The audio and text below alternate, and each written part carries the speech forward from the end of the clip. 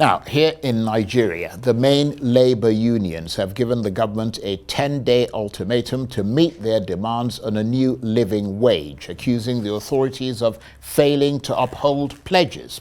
The Nigerian Labour Congress and the Trade Union Congress, which are umbrella unions representing millions of workers, are insisting that the government must implement a new national minimum wage and must reverse a recent hike in electricity tariffs. The unions have warned of strikes if their demands are not met and have instructed their members to mobilize for industrial action in Anambra State, which could start as soon as Thursday, apparently for non-compliance with the 2019 Minimum Wage Act.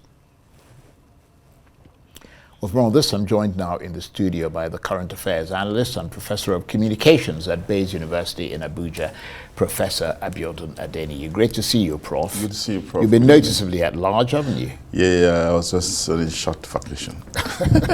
Well, good to see you. And these protests are against the electricity tariff hike. They're also against the decision not to, so far, not to accede to their demand for a quadrupling of the minimum wage. Tell us more.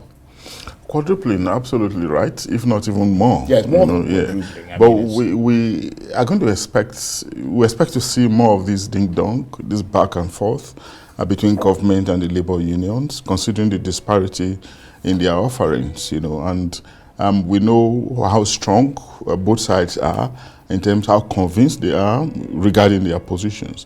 Labour thinks that 600 and something is what is ideal for the average worker, but government seems that this is not realistic in view of the challenges they are facing. But if you look at it critically, Charles, you know that the average Nigerian worker is obviously not living by his earning.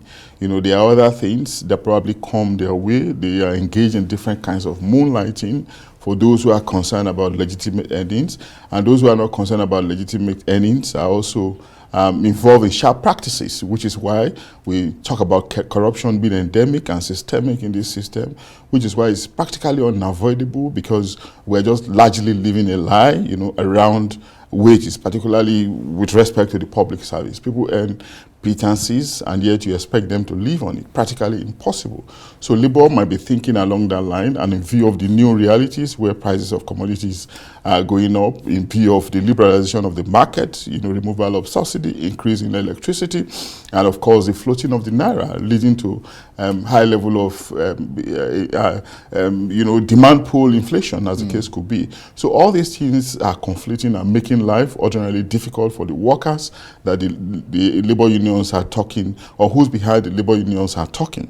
Yeah, that's one position. But the other position is that of the government that thinks that 600 and something thousand naira is unrealistic. Well, they can't afford it, can they? Yeah, why? Well, that's for government to say that they cannot afford it. And of course, it is up to them to also present the arithmetics, because I think the labor unions are working on the basis of the optics in terms of government, just like I saw, for instance, they have, the government commitment in other departments. As with the academic staff that's union. fine. Academic staff union of universities, when they are seeing trillions of naira being committed to projects, and of course sections of the civil society are also concerned about the obvious profligacy, luxuriation in sections of the system, and of course these monies are coming from the public sector.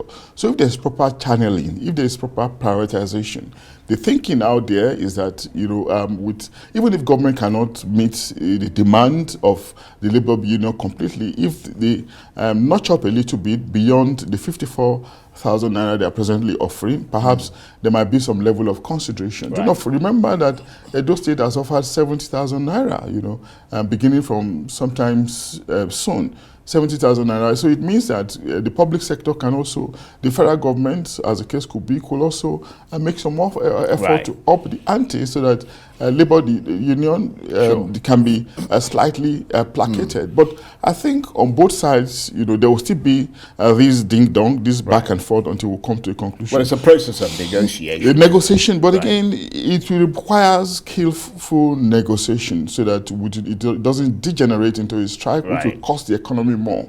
considering the dead times that we are in, really. And this is not the times for nerves to be flayed, for people to get unnecessarily angry. Right. It's about dialogue, and dialogue can actually requires a lot of tolerance and patience. Yeah. Right. But can the unions actually mobilize Nigerians to go on a perhaps protracted strike? I mean, because it would end up hurting a lot of people, wouldn't it? And that's a different question, really, and we may not be able to, we may not be definitive on that until we actually see it happening. Well, because we know the last time they could barely get off with that's the nature of our system. A day's strike, and that was the end of it. Nigeria is a multi-ethnic society, very plural, interests are multiplying every day, and there are ways in which those who are sympathetic to government can penetrate the circle of the unions, divide them, get them disaggregated, and of course,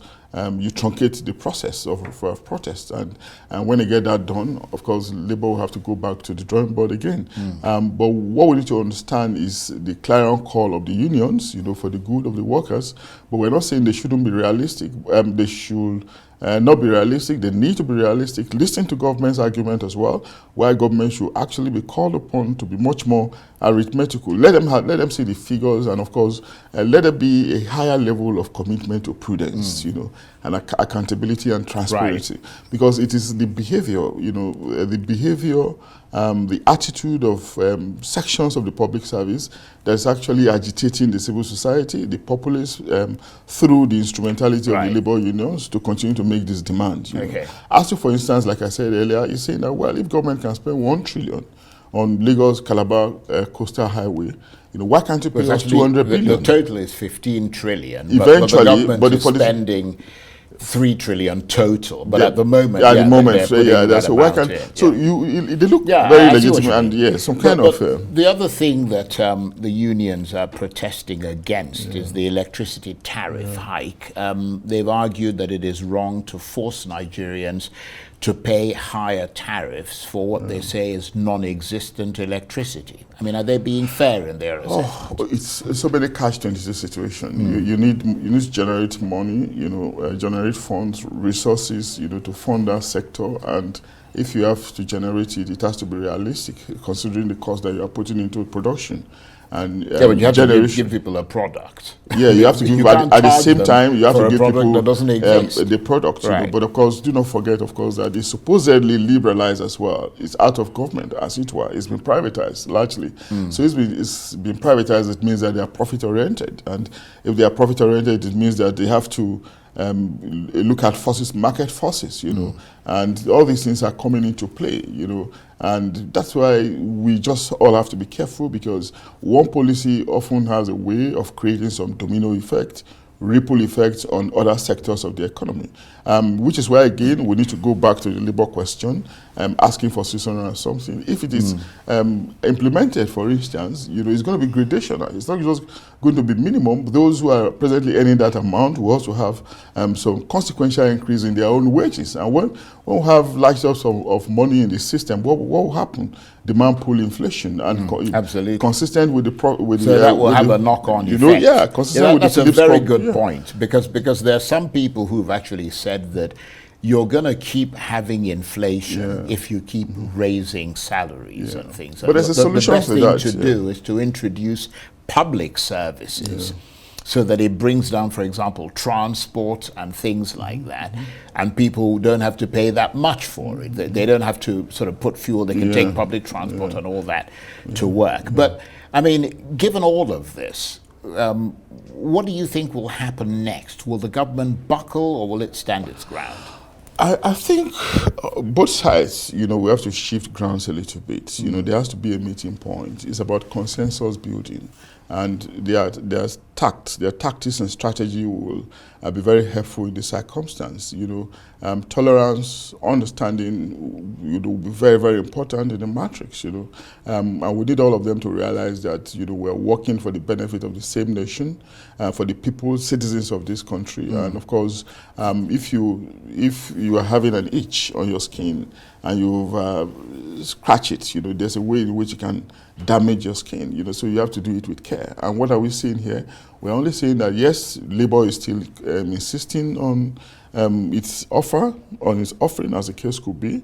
It might be unrealistic from the government side, and obviously so. I do not imagine government acceding to them completely. But in government's presentation as well, they should also understand the position of Labour, because they are not acting necessarily for themselves on behalf of the Nigerian workers that are already yearning. So I think it's about their dialogue, their skills for dialogue, how dialogic they are, and the level of expertise they can deploy in the circumstance. But I think that maybe before the expiration of Labour's deadline or ultimatum, there should be a resolution, but not without a shift in positions on both sides. Prof, thank you very much indeed. Professor Abiodun Adeniyi is a current affairs analyst and a professor of communications at Bayes University in Abuja.